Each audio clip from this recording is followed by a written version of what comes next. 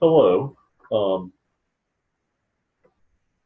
the only other time I did this, I probably wasted your time reading the Canterbury Tales. Today, I'm going to waste your time by sharing my thoughts on Bram Stoker's Dracula, which, in my opinion, is the greatest horror novel ever written.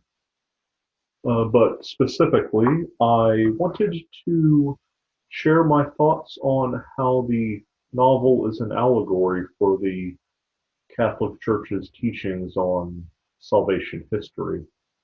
This, in effect, is a compilation of several papers I wrote for an English course I took a year ago, but no need to fear, this will not be an extremely long video.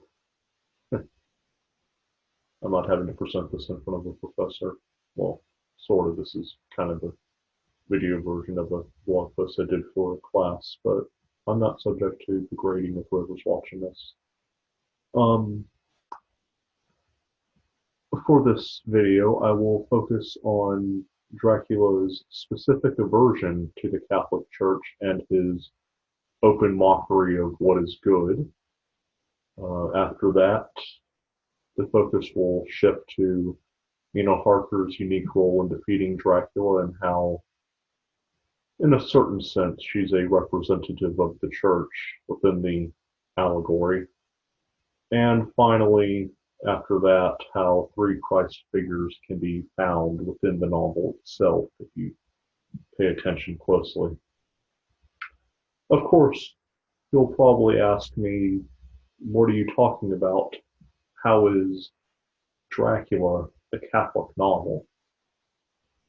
To put it simply, I refer you to J.R.R. Tolkien's accurate observation that the stories that stick with us, the ones that we remember from childhood and well into adult, are always based on the what he calls the Christian archetype. And the Christian archetype is summarized thus. First, everything starts out in innocence. Second, something bad happens. Third, things continue to get worse. Fourth, just when you thought it couldn't possibly get any worse, it does. And finally, against all odds, a good ending is produced. In terms of salvation history, what the church teaches about Christ and how he saves us from original sin, the Christian archetype would look something like this. First, God created everything, and he saw that it was good. Second, first the angels, and then afterwards, man falls into sin, falls from grace, and at least for us, our relationship with each other, with the rest of creation, and more importantly, with God, is damaged and distorted.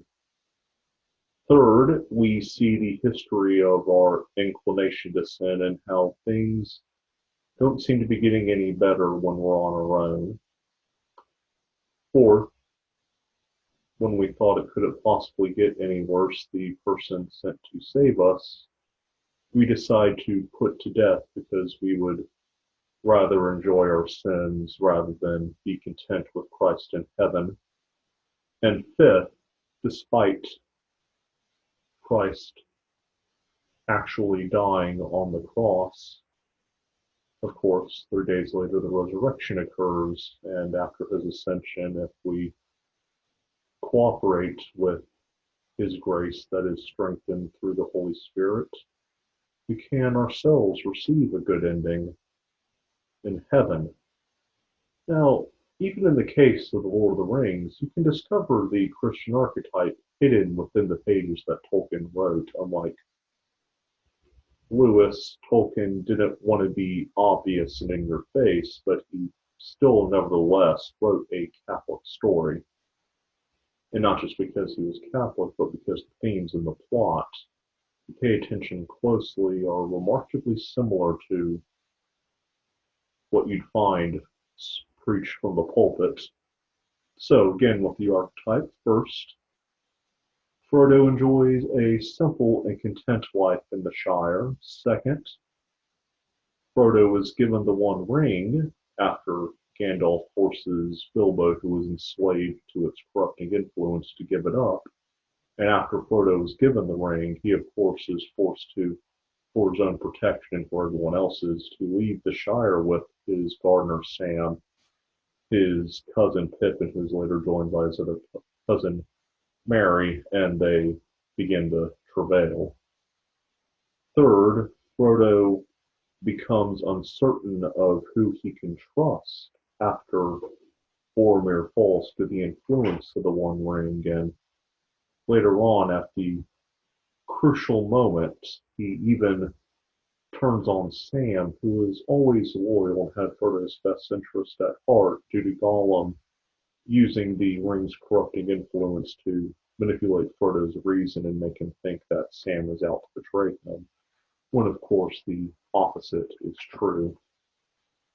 Fourth, at the crucial moment, Frodo has the One Ring. He's about to pluck it into the Ring of Fire, and at that moment he fully succumbs to the evil influence and to Sam.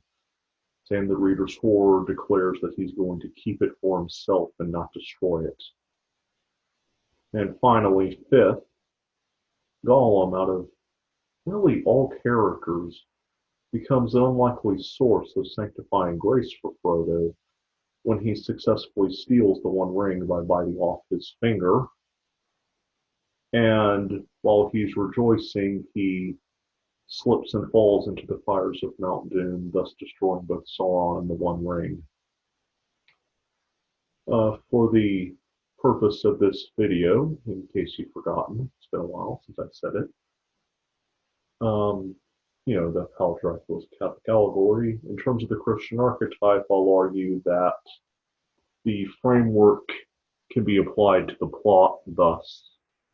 First, Jonathan Harker is simply doing legal work for his law firm. The Count is a foreign client in Transylvania. Unfortunately, the second point in the archetype, Dracula turns out to be evil, and after the fourth chapter, Jonathan's fate is left uncertain. You don't know if he successfully escapes or not. Was he killed? Did he make it? Third, while our uncertainty about Jonathan's fate grows, Dracula, meanwhile, invades London and transforms Lucy Westerna into a vampire. Fourth, when the heroes begin to fight back against Dracula, the Count turns Mina into his unwilling bride. And fifth, at the last possible second, Dracula is defeated in Transylvania and Mina is released from the curse. But now I will turn my focus to Dracula's specific aversion to the Catholic Church and his open mockery of what is good. Due to really bad films turning Dracula into this weird sex symbol, which I blame the Jack Palance Dracula film for starting this really weird thing that's not found anywhere in the novel and kind of ruins the film, in my opinion, or even when you put him as a misguided tragic hero. And I will admit I found this interesting in the Dracula Untold film, but that's not really Dracula or the novel. And as a point, you might be asking, well, is Dracula really the villain of Bram Stoker's novel?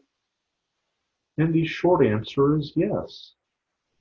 Stoker clearly shows throughout the novel that Dracula is unrepentingly evil. Dracula shows contempt for religion, specifically the Catholic Church. He seeks to destroy an established society, London, in order to rebuild it in his own image. He terrorizes the local peasants regularly in Transylvania, so much that they try to warn Jonathan many times not to go to where Dracula's castle is, and even give him a sacramental for protection, which will become crucial later on. He feeds on human blood for sustenance. Doesn't seem to care that people might find that horrifying. He likes to prey on women, especially when they don't suspect him nearby. He murders infants. There's one scene in the novel where Jonathan witnesses him holding a bag to the weird sisters to feed, and even though it never outright says it, it's implied that there's a live baby in there. Sorry for those who are triggered by that sort of thing, but hey, that's the novel. Dracula obviously shows no regard for the family or other normal institutions. He does not care about anyone other than himself.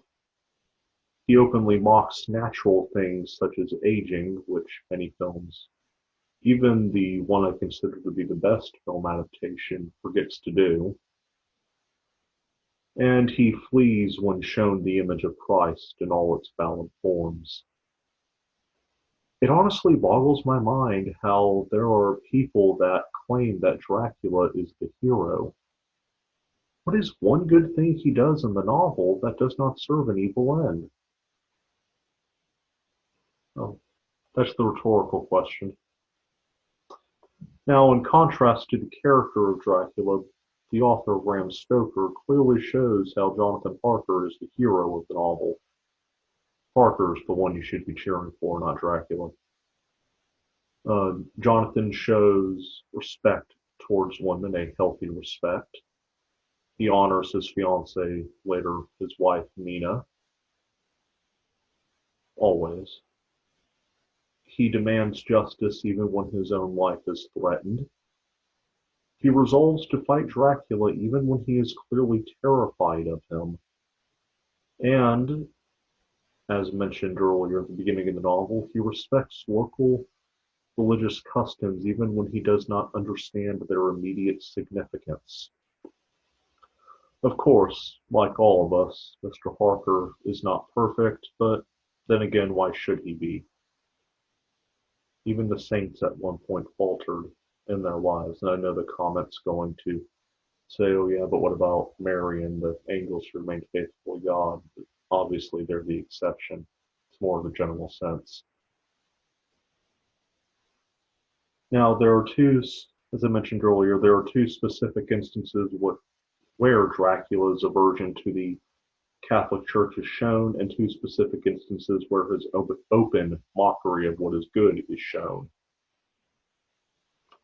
The first instance of his aversion to the Catholic Church occurs when he attempts to drink Jonathan Harker's blood within the first 4 chapters of the novel.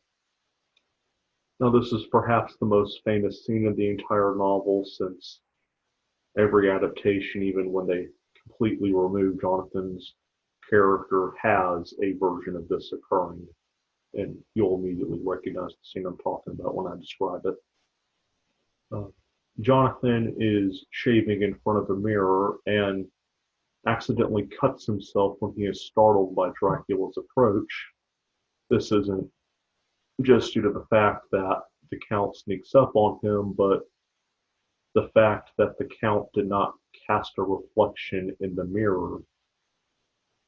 You would think, or Jonathan thinks, that he would have seen Dracula approach him, but for some reason he doesn't. That's, aside from the physical appearance and the small weird details he notices, should have been the first major clue that the peasants might be right about the Count. It takes a while for Jonathan to figure it out. Jonathan then summarizes what occurs in his journal. If you read the novel, you know it's written in the form of journals. Jonathan's journal is the first one to be published in the book. And this is what Stoker and the persona of Jonathan Harker tells us of this famous incident.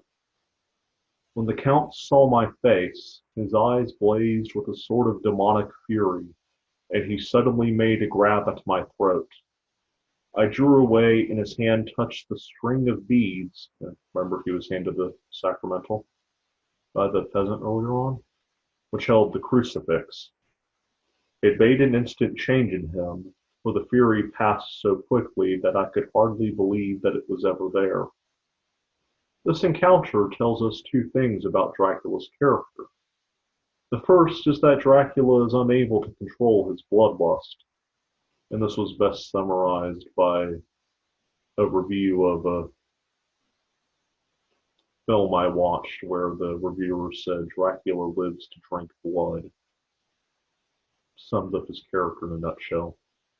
The second thing that this encounter tells us is that Dracula is helpless against Catholic sacramentals, which is also the first clue for the reader on how the heroes later defeat him. Despite all of his power, even Dracula is subject to the authority of Christ. Which always seems to surprise people that evil is subject to the authority of good, no matter how terrifying it may seem. Now, the second instance of Dracula's aversion to the Catholic Church occurs due to Van Helsing's unorthodox use of the Blessed Sacrament. Throughout the novel, the heroes force Dracula to flee back to his castle in Transylvania by destroying his various resting places in London. Essentially put, Dracula has to bring soil from Transylvania with them to rejuvenate his strength because reasons. And how do the heroes destroy his resting places with the Eucharist? They place the Eucharist on the soil of the burial mounds. While highly unorthodox and borderline sacrilegious,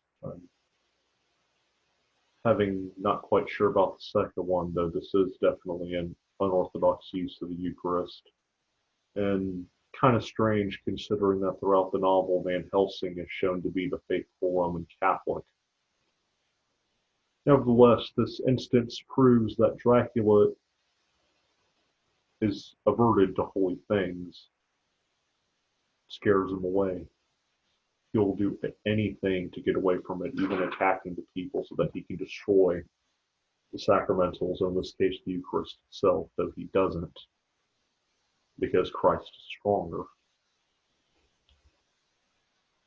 The Blessed Sacrament itself literally prevents Dracula from strengthening his evil, and once Dracula finds out that the heroes know this, he is forced to flee London as a result. He can no longer stay.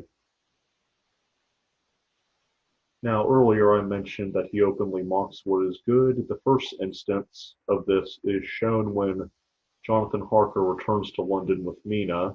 They got married. After his recovery in Budapest, yay, he survived, unlike the Jack Palance film, where they kill him off. He kind of throw Mina to the side. One of the reasons why I don't like that film adaptation. But anyway, now keep in mind that Jonathan remembers every detail about his initial encounter with Dracula and is implied to be suffering from post-traumatic stress disorder after successfully escaping Dracula's castle in Transylvania. Now, the last time Jonathan and the reader saw Dracula, the Count was a physically old man, and Jonathan attempted to kill Dracula by beating him on the head with a nearby shovel. Now, this, again, is written in the form of journal entries. It's the style of the novel. Mina records this chilling incident to the reader. And this is someone that they see just casually walking the streets of London in daylight. He was very pale, and his eyes seemed bulging out as, half in terror and half in amazement, he gazed at a tall, thin man with a beaky nose and black mustache and pointed beard, who was also observing the pretty girl. He was looking at her so hard that he did not see either of us, and so I had a good view of him. His face was not a good face. It was hard and cruel and sensual, and his big white teeth, that looked all the whiter because his lips were so red, were pointed like an animal's. Jonathan kept staring at him till I was afraid he would notice. Now, obviously, you know who Mina is describing, and keep in mind that within the timeline of the novel, it has been 74 days since Dracula has physically appeared. Well, obviously, the reader can go back and easily figure out that Dracula was the one who killed the crew, the Demeter, and he was the one who killed and transformed Lucy into a vampire. The reader does not actually see him in person until Jonathan and Mina encounter him in the streets of Exeter. And this was genius on Stoker's end because Jonathan's horror is now the reader's horror. Dracula is no longer physically an old man. His physical age has reversed in number. He seems to thrive in evil acts.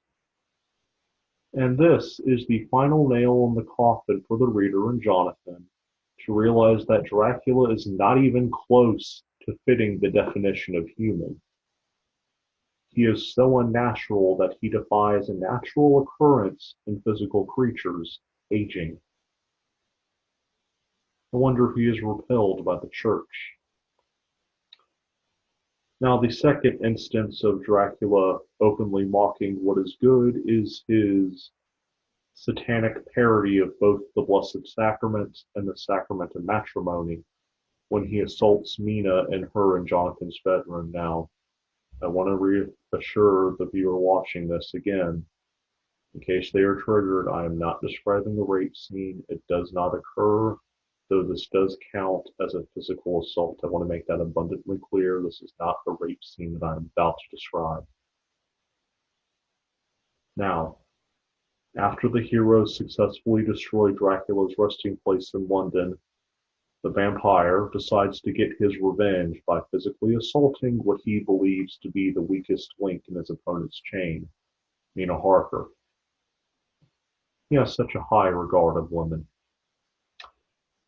Bram Stoker spares the reader of witnessing the scene play out, thank goodness, and simply leaves it to a utterly traumatized and terrified Mina to summarize what happened after she is found by Van Helsing, who witnesses Dracula escape out the bedroom window. And in case you're wondering where Jonathan was, and don't think poorly of him, because when he's awake, he immediately will rush to her defense and is the one to kill Dracula in the end.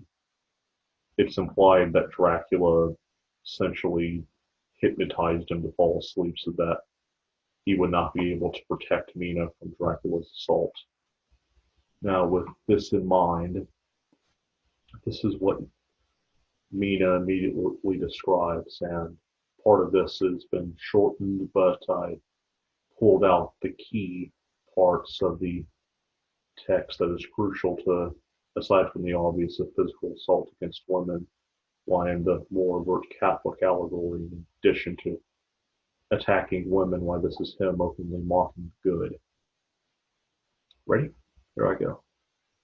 Then he, Dracula, spoke to me mockingly, and so you, like the others, would play your brains against mine, and you, their best beloved one, are now to me, flesh of my flesh, blood of my blood, kin of my kin, a bountiful winepress for a while, and shall be later on my companion and my helper. But as yet you are to be punished for what you have done. And with that he pulled open his shirt, and with his long sharp nails opened a vein in his breast. When the blood began to spurt out, he took my hands and one of his, holding them tight, and with the other seized my neck and pressed my mouth against the wound, so that I either must suffocate or swallow some of the... Oh my God, what have I done? What have I done to deserve such a fate? I have tried to walk in meekness and righteousness all my days. Give you all a moment to compose yourselves. Now, within this terrifying account, back when I had to write a paper and do some exams on this, and I'm sharing with you that to me there were certain words that stood out when I first read this specific passage: flesh, blood, and winepress. Strictly speaking, flesh is the meat of an animal. Blood is a life-giving fluid that flows in one's veins, and a winepress is a machine that crushes grapes to make a tasty alcoholic beverage. Bit of humor. We do need to occasional sparkles of it so that you're not completely feeling bad. Sorry, I digress. Of course, Dracula is implying something else when he uses these words. In a sense, the Count is mocking the Church's teaching on the Eucharist. And even earlier in the chapter, which was from Van Helsing's perspective, since they briefly confront each other before Van Helsing, or after Van Helsing destroys the final resting place, Dracula himself states his open contempt for Christ's body. Now, in the Gospel according to St. John, and this is one of the most famous parts of the Gospel, especially for Protestants, Jesus states that whoever eats his body and drinks his blood shall have eternal life. Dracula inverts this by taking his sustenance from Mina's throat, and he physically grabs her, and forcing her to consume his corrupted blood. Another allusion is found in the notion of marriage, and I will warn you ahead of time, this is where his character, this is going to be the creepy part of the video. You can skip to the end if you don't want your children listening to this specific part. I wouldn't blame you. Now, another allusion is found in the notion of marriage. Dracula explicitly states that Mina is flesh of my flesh and kin of my kin. This is another sacrament that the Count is desecrating.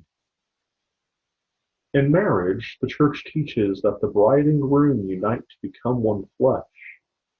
Dracula corrupts this by causing injury to himself and Mina in order to transform her into one of the undead. And this is the disturbing part, is his use of the phrase kin of my kin. And keep in mind, this is Dracula who uses it, and some of you might know where I'm going with this. One of the traditional interpretations of the Weird Sisters, or more famously the Brides of Dracula, they're referred to as the Weird Sisters in the novel, is that two of them were the Count's biological daughters. Yeah. While the third was possibly his latest mate. I don't think Dracula would have married. He seems to have an open contempt for it. Just read the novel and find out.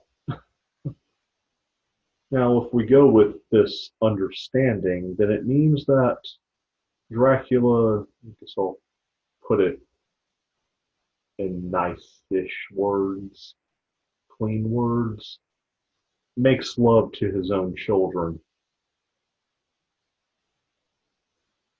I think we can all agree that is both disgusting and terrifying. And when he assaults her with these, both by forcing her to drink her blood and using kin of my kin, Dracula is saying that he will force Mina to join him in this unnatural and frankly creepy, disturbing union. And even after this scene, there are those, probably some watching the video, will probably annoy me with comments and objections, who still claim that Dracula is the hero of the novel, or worse yet, that he and Mina are star-crossed lovers. What the hell? In the words of one of my instructors, Father Dempsey, are you kidding me? Of course, this will now turn my focus to Mina Harker's unique role in defeating Count Dracula as a representative for the Catholic Church. If there is one thing that leads to Count Dracula's defeat at the end of the novel, it is the fact that he regularly commits the capital sin of pride. Dracula thinks he will win simply because he is Dracula. What he does not foresee is that his decision to let Jonathan Harker live, because, again, Jonathan clearly won't stop me because I'm Dracula. And his assault on Mina Harker, again, he thinks he'll still win after doing this, directly lead to his downfall. Dracula's first fatal mistake is that he did not kill Jonathan Harker at the beginning of the novel. Because of this, Jonathan not only knows Dracula's true nature and his plans for London, but he also knows how to defeat the Count once the sacramental given to him by the peasant was the only thing that successfully repelled the Count away from him. So great is Jonathan's newfound knowledge that Abraham Van Helsing, the great keeper of European folklore and resident vampire expert, relies on Mina getting the full story from Jonathan on their new foe. Of course, this leads to the other factor in Dracula's downfall. He, like most people who enjoy physically assaulting and killing women, underestimates Mina Harker. Mina Harker is the most important character in the novel. Without Mina, Jonathan would never have survived his trip back to London, and the heroes would never have defeated Count Dracula in his castle. And yet, she does not behave like feminists would like her to behave, despite being the most important character and being the instrumental role in defeating Count Dracula. Mina is content living a simple life as a wife and mother. She does not seek to anything greater. To her, that is the greatest thing one can do. Nevertheless, her opinion is respected by Van Helsing, and she has equal standing with the others in the group of heroes. In fact, she's the primary investigator for the group to determine where Dracula's hiding places are. Mina is the first to notice that something is wrong with her friend Lucy when the latter is preyed upon by the Count. Despite being corrupted by Dracula's blood, she soldiers on and goes to Rheinfeld at the asylum to deduce his connection to the Count. Even during the final battle when they're in Transylvania, Mina grabs a rifle and expertly shoots the Count's human guards in order to give the others an opportunity to slay Dracula in his castle. Mina also does not give up on Jonathan Harker and marries him after she nurses him back to health in Budapest. Throughout the novel, she exhibits the theological virtue of hope when everything else seems to be going wrong. When the reader is unsure of Jonathan's fate after the 4th chapter, Mina holds hope that her fiancé is alive and happily awaits the day they were reunited. That they are reunited. When Mina receives word from the Abbey in Budapest that Jonathan indeed is alive, which we take to mean that he successfully escaped and survived Count Dracula, but she does not know this yet, Mina immediately drops everything she has and travels to meet him in Budapest. Mina's witness of hope inspired the other characters as well. She's what keeps them going on. The only time in the novel where her character actually falls into despair is after Dracula physically assaults her. At this point, it is Van Helsing who becomes the beacon of hope, and he constantly comforts her that the evil of Dracula will soon be defeated, and in the end, he's proven right. During the final battle, rather than being the one to slay Count Dracula and lead the charge, Van Helsing instead chooses to remain behind with Mina the entire time and risks his own life to protect her from Dracula's further influence. After Mina is freed from Dracula's curse at the end of the novel, the virtue of hope now comes to her husband Jonathan, who is able to lead her back to happiness. Finally, Mina is able to use her unnatural connection with Dracula to bring about the vampire's downfall.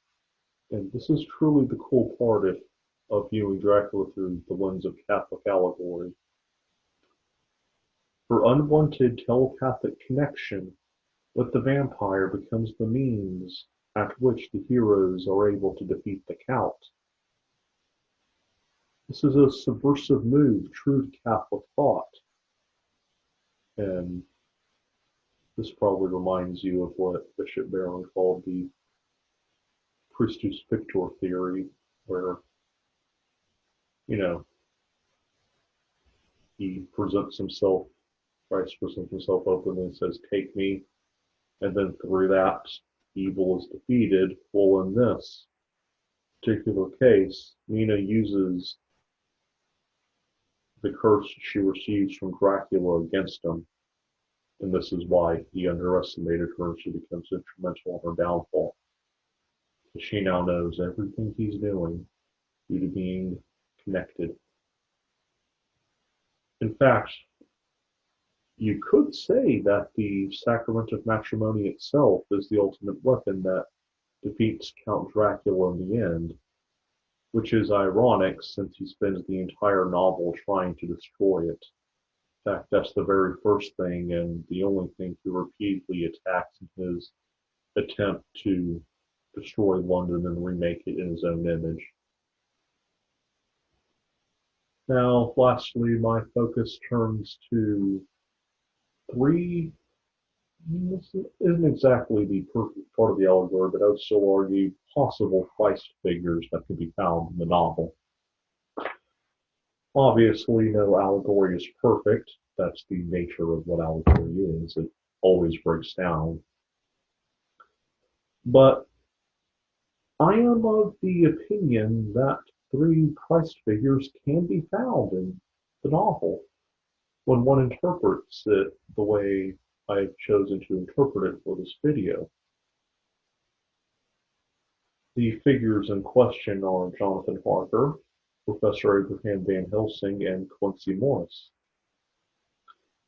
Now, for the allegory, obviously, when you're talking about Christ figure, which aspect or title would fit these three characters? Obviously, this isn't going to be as grand in Tolkien with priest, prophet, and king. Instead, it's bridegroom, great physician, and the one who lays down his life for his friends, or as Chesterton called it, following Christ's teaching to the apostles, true love ends in bloodshed. First, Jonathan is the bridegroom. He faithfully waits for Mina, just as Christ waits for the church. Jonathan is always faithful to Mina and resists the temptations of the Weird Sisters by remembering his love for Mina. He also sticks by her side after she's physically assaulted by the Count. And in these two cases, Christ always sticks by us even after the fall and even when we turn from him willingly or not. And most importantly for his character in the novel is Jonathan, not like on the movies with Van Helsing. He's the one who delivers the killing blow to Dracula by stabbing him in the heart. At the end of the novel in the epilogue, Jonathan, as the faithful bridegroom, even brings Mina back to happiness after Dracula's defeat, just as Christ brings us to heaven after his resurrection. Van Helsing is stand-in for the great physician. He is the master of his profession as a medical doctor. And when his former student, Dr. Seward, can't figure out what's wrong with Lucy Westerna, Van Helsing is the first one he calls to diagnose her strange illness. Strange illness was caused by Dracula. Now, interestingly, Stoker never really explains how Van Helsing knows about vampires, or how he can diagnose the symptoms of becoming a vampire at a mere first glance. But the reader finds himself not questioning this gap in the text or frankly caring. The only thing that matters to the reader is that Van Helsing can diagnose Lucy's illness and prescribe the proper preventions against Count Dracula. Van Helsing later on takes in Mina as his patient after she's assaulted by the Count, and reverently sticks by her side until she is cured of becoming a vampire at the end of the novel. In a similar way, the analogy of great physician, Christ, the true great physician, recognizes the symptoms of original sin on a mere first glance, and gives us the proper medicine to cure it by dying on the cross. Finally, Quincy Morris, the third Christ figure in this argument, is the one who exhibits true love by laying down his life for his friends. During the last several discourses, in order to prepare the apostles for the crucifixion, Christ makes it clear that true love ends in bloodshed. Obviously, he didn't say those words. That's a direct quote from Chesterton and Orthodoxy, but it's a very good summary of true love hath no greater than this, than he who lays his life down for his friends. Christ said it, he did it. Likewise, Morris also does this, and that makes him the third Christ figure. He does it during the final battle. Morris helps Harker kill Dracula in the castle, while Harker's the one to deliver the final blow by stabbing him in the heart. Morris is the one to weaken Dracula by slicing his neck. That was not a threat, that was just me visualizing. Morris is successful in helping in the aid of killing Dracula, but is mortally wounded in the process. Earlier on, he was seriously injured by the Count's human guards. But like Nina, he soldiers on until the bitter end, till the task is done.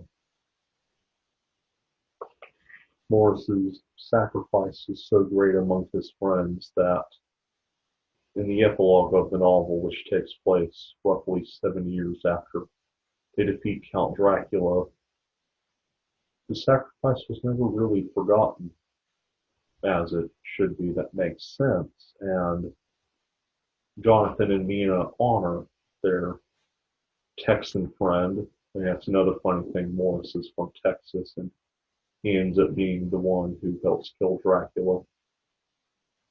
Chaos. But they honor him by naming their first son after him.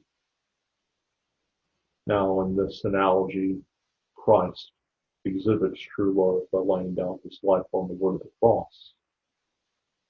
You could also argue that Quincy Morris becomes a martyr in the fight against Dracula and is remembered as such, but I like to use the Christ figure analogy better.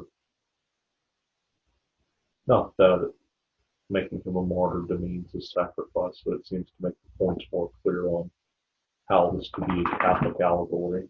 Well, that was all I wanted to share. Hope you enjoyed this video. If not, you can go do something else. You're not required to watch this, though it would be nice.